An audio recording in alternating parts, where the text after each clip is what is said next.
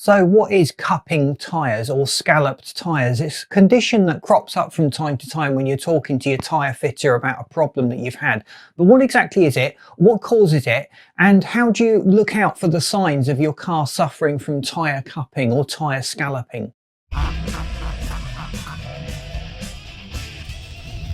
So firstly, what is tyre cupping or tyre scalloping?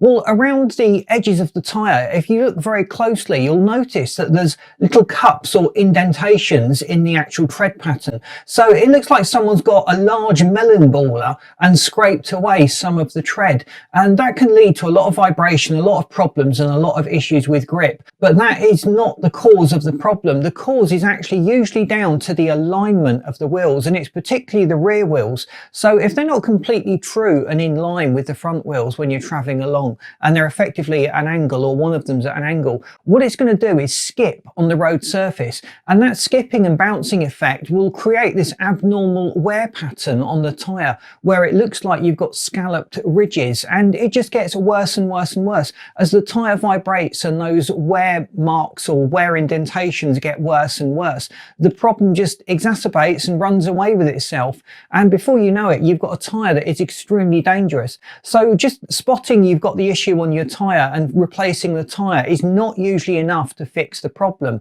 The symptoms causing it are usually that alignment problem, and it usually manifests itself as a wobble or vibration as you're driving along.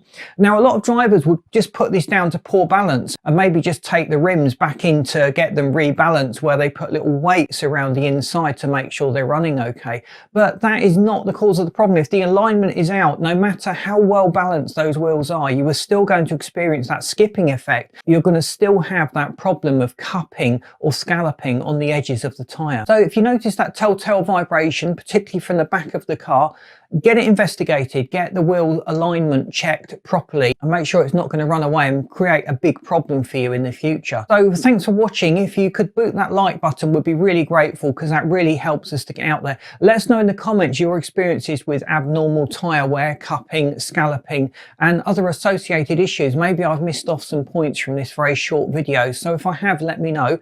Please subscribe to the channel because we would love you to stay tuned, and thanks for watching. I'll see you in this next video I've lined up.